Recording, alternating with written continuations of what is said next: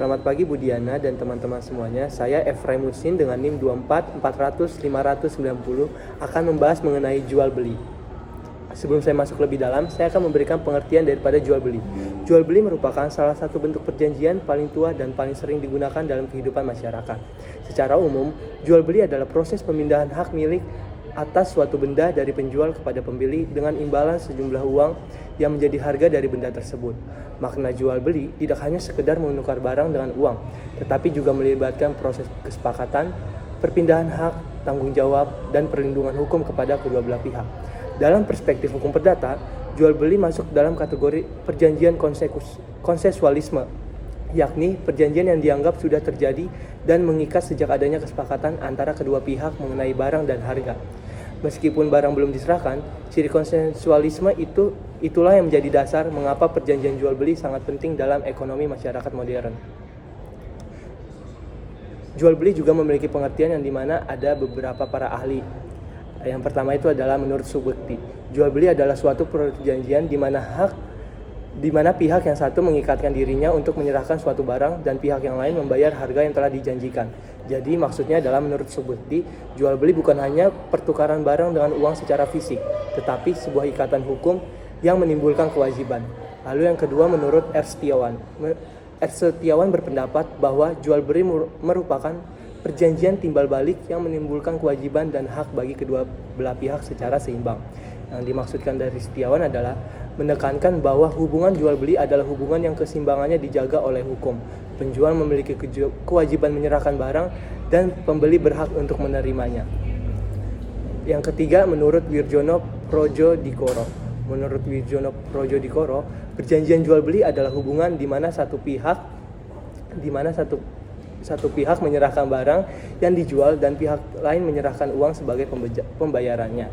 Menurut yang dimaksudkan adalah bahwa jual beli adalah hubungan hukum yang bersifat dua arah, melibatkan prestasi yaitu penyerahan barang dan kontraprestasi yaitu pembayaran.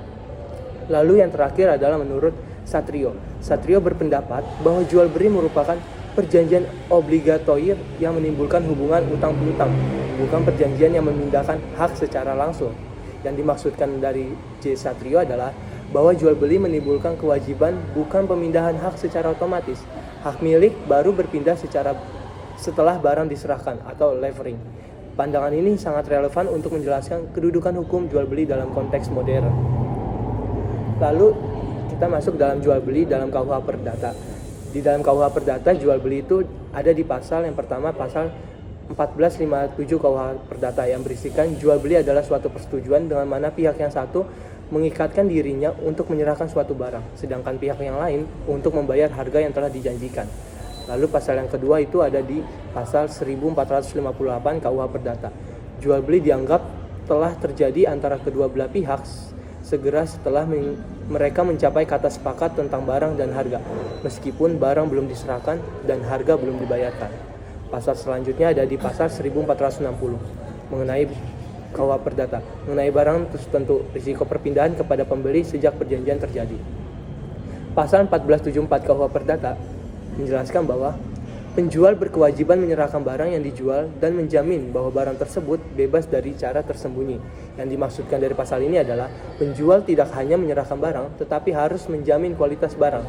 Jika ditemukan cacat tersembunyi, pembeli dapat mengajukan pembatalan atau pengurangan harga. Lalu di pasal yang terakhir ada di pasal 1513 KUH Perdata. Pembeli wajib membayar harga pada waktu dan tempat yang ditentukan dalam perjanjian. Yang dimaksudkan adalah pembayaran harga merupakan kewajiban utama pembeli. Bila pembeli lalai, penjual dapat membatalkan perjanjian atau meminta ganti rugi.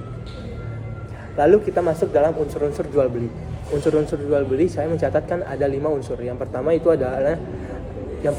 pertama itu adanya pihak penjual dan pembeli. Maksudnya adalah hubungan jual beli tidak dapat terbentuk tanpa dua subjek hukum atau lebih dari dua. Lalu unsur yang kedua itu adanya barang. Yang dimaksudkan adalah barang bisa merupakan benda berwujud maupun tidak berwujud, dan juga bisa benda bergerak ataupun tidak bergerak. Yang ketiga adanya harga. Yang dimaksudkan di sini adalah harga harus berupa uang, yang dimana ketika kita melakukan jual beli, harga harus sesuai dengan kesepakatan yang telah disepakati. Lalu yang keempat itu adanya kesepakatan. Kesepakatan itu merupakan pembentuk perjanjian. yang dimana tercantum juga dalam pasal 1320 KUH Perdata. Lalu unsur yang terakhir itu adalah tujuan yang halal. Barang yang atau transaksi tidak boleh bertentangan dengan hukum yang telah berlaku. Lalu selanjutnya adanya hak dan kewajiban para pihak dalam jual beli. Yang pertama itu adalah hak dan kewajiban penjual. Kewajibannya adalah menyerahkan barang dalam keadaan baik dan sesuai perjanjian. Lalu yang kedua, menanggung cacat tersembunyi, yaitu yang merugikan pembeli. Yang ketiga, menjamin hak milik, yaitu memastikan tidak ada pihak lain yang lebih berhak atas barang tersebut. Lalu yang terakhir adalah hak menerima pembayaran, yaitu penjual berhak menerima barang yang disepakati. Lalu yang kedua itu adalah hak dan kewajiban pembeli. Kewajiban untuk membayar harga sesuai waktu dan tempat yang telah disepakati. Yang kedua, menerima barang dalam keadaan yang layak. Yang ketiga, hak melakukan pemeriksaan. Jika terdapat ketidaksesuaian, pembeli berhak menolak barang.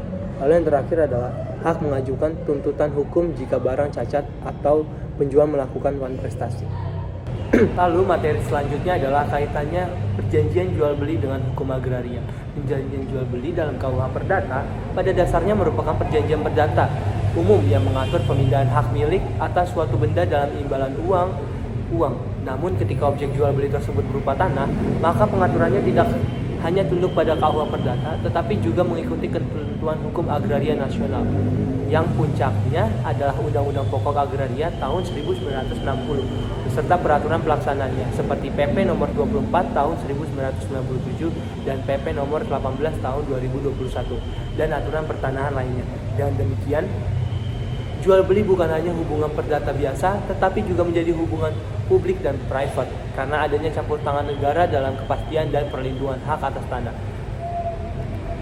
Oke, dalam hukum agraria, perbedaan konsep hak milik menurut KUH Perdata dan UU-PA. Yang pertama adalah konsep KUH Perdata, yaitu hak eigendom. KUH Perdata mengatur mengenai hak eigendom atau hak milik mutlak, yaitu hak yang memberikan kewenangan penuh atas suatu benda. Namun setelah lahirnya UU-PA, hak eigendom dihapus sehingga konsep hak milik dalam KUH Perdata tidak berlaku lagi untuk tanah. Lalu yang kedua, konsep UU-PA hak-hak atas tanah baru. UU-PA mengganti seluruh konsep hak atas tanah kolonial dengan sistem baru. Yang pertama, hak milik. Yang kedua, hak guna usaha atau HGU. Yang ketiga, hak bangunan, yaitu HGB. Yang keempat, hak pakai. Yang kelima, hak sewa. Dan yang terakhir adalah hak pengelolaan atau HPL. Karena itu, jual beli tanah tidak bisa lagi mengacu pada aturan jual beli benda dalam KUH Perdata secara murni, tetapi harus sesuai dengan struktur hukum tanah dalam UU-PA. Kaitan pentingnya, walaupun jual beli sebagai perjanjian masih merujuk pada KUH Perdata, objek tanahnya mengikuti ketentuan UU-PA. Dua sistem hukum ini berjalan berdampingan dan saling melengkapi. Sikap konsensualisme. Jual beli dalam KUH Perdata berubah menjadi formal dalam hukum agraria.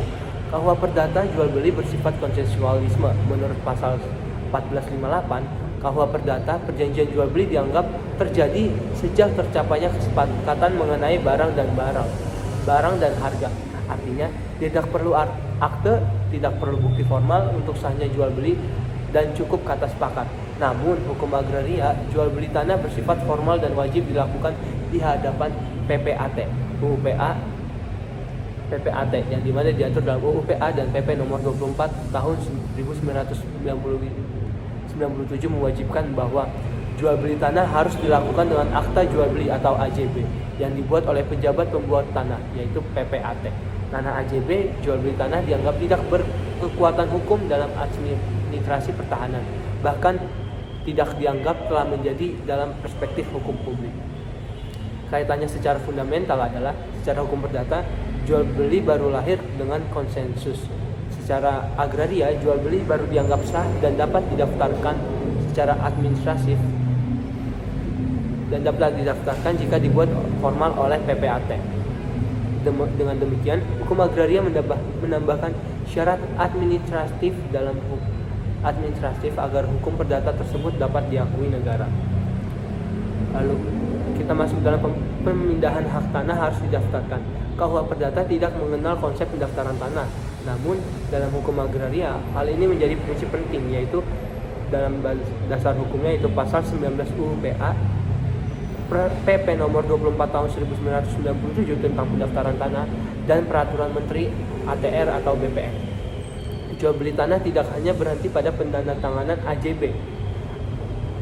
Ada macam-macam proses yang perlu dilakukan, yaitu ada 3. Yang pertama adalah AJB oleh PPAT, yang kedua balik nama di kantor pertahanan, dan yang terakhir penertiban sertifikat atas tanah pemilik baru. Di mana pendaftaran ini memberikan kita itu adalah memberikan kita kepastian hukum. Yang pertama itu kepastian hukum, yang kedua perlindungan hukum, ketiga publikasi terhadap pihak ketiga, yang terakhir bukti kuat kepemilikan. Jika tidak didaftarkan, pemilik baru lemah dalam hukum.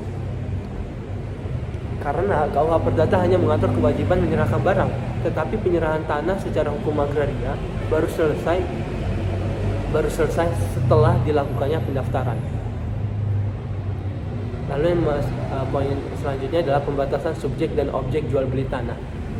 Dalam KUH Perdata, semua orang bebas membeli barang termasuk tanah. Dalam hukum agraria terdapat pembatasan penting. Yang pertama adalah subjek tertentu tidak dapat memiliki hak tertentu. Contohnya adalah warga negara asing tidak dapat memiliki hak milik. Badan hukum tertentu hanya dapat memiliki HGB dan HGU. Tanah adat memiliki syarat-syarat tertentu untuk dialihkan haknya. Yang kedua itu adalah objek tanah tertentu tidak diperjualbelikan, yaitu maksudnya adalah tanah negara, tanah ulayat, masyarakat adat, tanah wakaf, tanah dalam kawasan hutan, tanah yang berada dalam sengketa. Yang itu maksudnya adalah konsep benda sangat luas dan tidak ada pembatasan komposisi subjek. Artinya semua orang bisa menjadi benda tertentu. Namun dalam UU PA, tanah mendapat perlakuan khusus karena berkaitan dengan fungsi sosial, kepentingan umum, dan pengaturan negara. Penyerahan hak tanah mengikuti mekanisme publik, yaitu tidak hanya penyerahan yuridis. Dalam KUH Perdata, penyerahan barang dapat dilakukan dengan penyerahan nyata atau yang biasa disebut bezit. Kedua itu adalah penyerahan yuridis, yaitu akte atau penyerahan kunci. Namun akte tanah harus memiliki struktur yang khusus. Yang pertama adalah penyerahan tanah menurut UU PA dilakukan melalui PPAT dan pendaftaran. Tanah tidak diserahkan secara fisik, tetapi melalui mekanisme. Yang pertama AJB, pendaftaran tanah di kantor, pembalikan nama, sertifikasi. Negara sebagai pihak yang mengesahkan peralihan hak, negara tidak terlibat dalam penyerahan barang. Namun dalam hukum agraria, negara menjadi pembantu atau penentu sah atau tidaknya melalui penertiban sertifikat.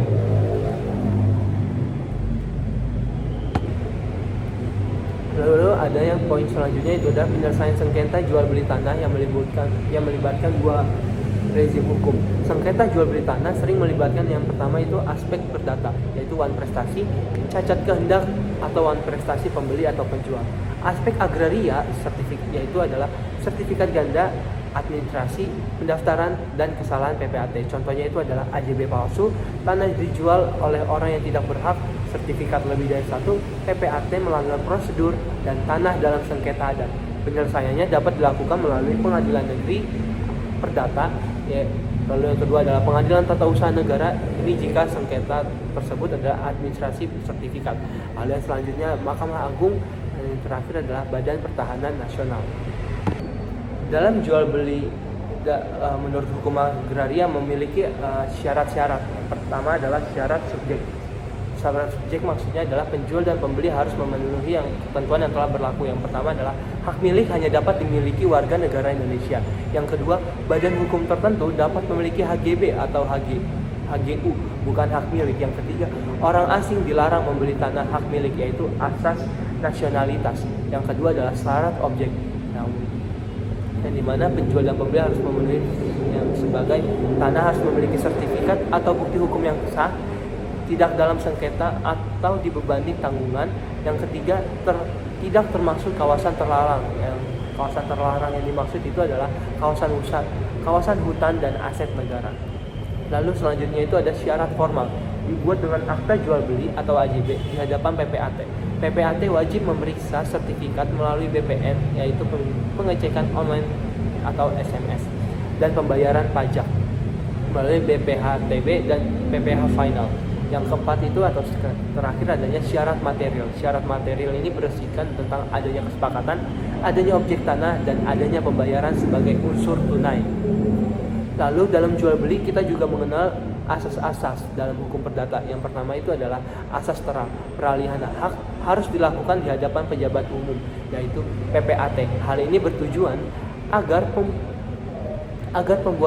perbuatan hukum dilakukan secara sah, terbuka, dan aman. Yang kedua itu ada asas tunai. Pemindahan hak atas tanah terjadi setelah pembayaran lunas.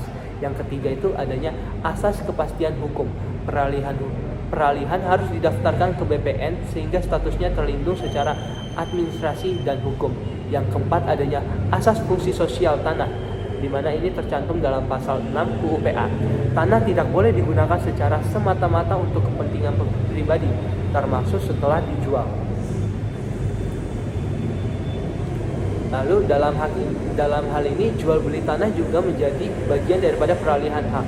Dalam hukum agraria, jual beli merupakan salah satu cara peralihan hak selain hibah, waris, tukar menukar, dan penyertaan modal. Namun jual beli paling dominan dan menjadi sumber terpenting pemindahan hak atas tanah. Di sini saya juga mencatatkan adanya contoh kasus jual beli tanah dalam hukum agraria. Kasus yang pertama itu adalah jual beli sertifikat ganda. Si pembeli membeli tanah dengan AJB PPAT, tetapi ternyata di BPN tercatat ada sertifikat lain untuk bidang yang sama. Akibat hukumnya apa? Akibat hukumnya adalah AJB dapat dibatalkan dan sertifikat pembeli dapat dibatalkan melalui pengadilan. Lalu kasus yang kedua itu adalah jual beli tanah warisan sebelum dibagi. Satu ahli waris menjual tanah tanpa izin ahli waris lain, yang dimana akibatnya adalah jual beli menjadi cacat hukum dan AJB dapat dibatalkan. Lalu yang ketiga adalah kasus jual beli tanah restribusi reforma agraria.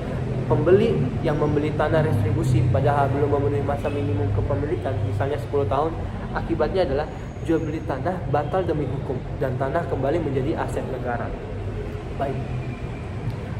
Jadi dapat saya simpulkan adalah jual beli dalam konteks hukum agraria Indonesia adalah perbuatan hukum yang penting yaitu memindahkan hak atas tanah berdasarkan mekanisme formal dan administratif yang ketat.